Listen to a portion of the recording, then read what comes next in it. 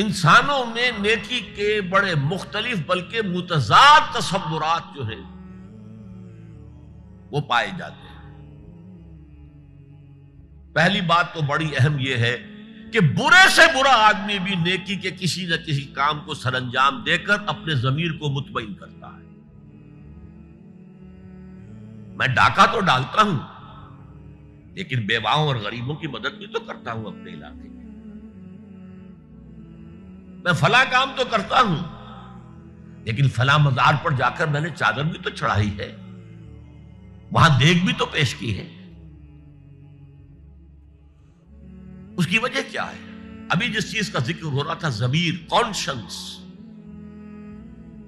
یہ انسان کی باطنی شخصیت کا ایک بہت اہم جز ہے۔ ضمیر کا لفظ اس معنی میں قرآن میں نہیں آیا، لیکن قرآنی اصطلاح ہے نفس لوامہ، وہ نفس جو اندر سے ملامت کرتا ہے۔ دیکھو تم نے جھوٹ بولا، تمہیں جھوٹ نہیں بولنا چاہیے تھا۔ کسی اور نے ملامت کی یا نہیں کی، تمہارے اندر کوئی شے ہے جو ملامت کر رہی ہے۔ دیکھو تم نے فلاں شخص کا دل توڑ دیا، یہ اچھا کام نہیں۔ یہ ہے لوامہ جس کی قسم کھائی گئی، لا اقسم بیوم القیامت ولا اقسم بالنفس اللوامہ۔ یہ نفس لوامہ ہر انسان میں ہے، اور جیسے ہمارے ظاہری وجود کے تقاضے ہیں، بھوک لگتی ہے، پیاس لگتی ہے، اسے کپڑے کی ضرورت ہے موسمی اثرات سے بچاؤ کے لیے، یہ جو مانوی شخصیت ہماری اندر ہے یہ بھی کچھ ڈیمانڈ کرتی ہے، اور انسان اپنے آپ کو مطمئن کرتا ہے، ریشنلائز کرتا ہے۔ ٹھیک ہے، یہ تو خرابیاں ہیں، لیکن میں نے یہ کام بھی تو آخر کیے ہیں نا۔ یہ انسان کی ایک لازمی ضرورت ہے، اپنے ضمیر کو مطمئن کرنا۔ اب دیکھیے ہمارے ہاں کے مختلف طبقات میں مختلف تصورات ہیں نیکی کے جو رائج ہیں۔ ہمارے ہاں ایک مذہبی طبقہ ہے جس کے نزدیک اصل اہمیت ریچولز کی ہے، عبادات کی ہے، رسومات کی ہے۔ معاملات میں وہ دھوکہ دے رہے ہیں، سودا کر کے پھر گئے، ان کے دلوں میں نرمی نہیں ہے، سائلوں کو دھتکارتے ہیں، لیکن ایک اعتبار سے بہت نیک ہے، سودی کاروبار کرتے ہیں۔ ٹھیک ہے بھائی، میں سودی کاروبار تو کرتا ہوں، میں نے مسجد میں تو بنوائی ہے، میں نے مسجد میں جھاڑ بھی تو لگوا دیا ہے، میں نے مسجد میں قالین بھی تو بچھوایا ہے۔ تو نیکی کا ایک تصور یہ ہے ہمارے یہاں۔ اس کے بالکل برعکس ایک تصور ہے جدید تعلیم یافتہ طبقات کا تصور۔ آپ نے بارہا سنا ہوگا گفتگو، بھائی اصل نیکی یہ ہے کہ کوئی کسی کو دھوکہ نہ دے، جھوٹ نہ بولے، وعدہ پورا کرے، اپنا فرض صحیح طور سے ادا کرے، کہیں ملازم ہے تو اپنے فرائض صحیح طور سے ادا کرے۔ باقی رہ گئی نماز روزہ، یہ تو انفرادی باتیں ہیں، یہ کوئی کرتا ہے تو اپنے لیے، نہیں کرتا ہے تو کوئی بات نہیں۔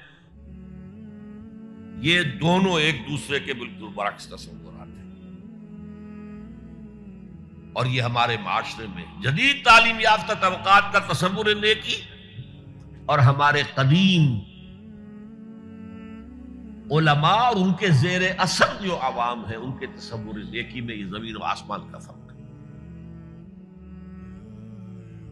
آپ کو معلوم ہے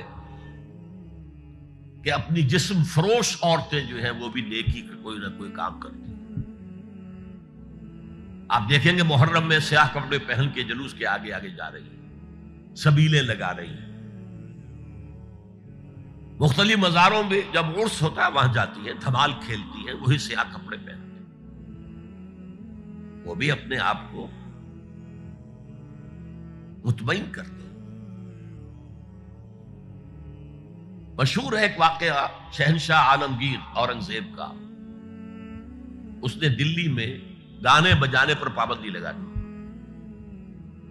اب ظاہر بات ہے جن کا یہ پیشہ تھا ان کا دھندا ختم تو آمدنی ختم، لاکھ کوششیں کی لیکن اورنگزیب ٹس سے بس نہیں ہوا۔ انہوں نے ایک عجیب ترکیب کی. وہ دریائے جمنا بالکل ساتھ بہتا تھا، یہ اگلا اس شکل میں بنایا گیا، اب تو ذرا فاصلے پر. تو ایک کشتی میں وہ جمع ہو گئے، سازندے بھی اور ساز بھی اور گاتے بجاتے ہوئے. انہیں معلوم تھا فلاں وقت جو ہے بادشاہ جھروکے میں بیٹھ کر دریا کی سیر کرتا ہے، وہاں سے گزرے اور ایک شعر گاتے ہوئے گزرے. در کوئے نیک نامی مارا گزر نہ دارن، گر تو نمی پسندی تقدیر قدارا. در کوئے نیک نامی، یہ نیکی جو ہے یہ اس کے کوچے میں ہمارا گزر ہی نہیں ہے.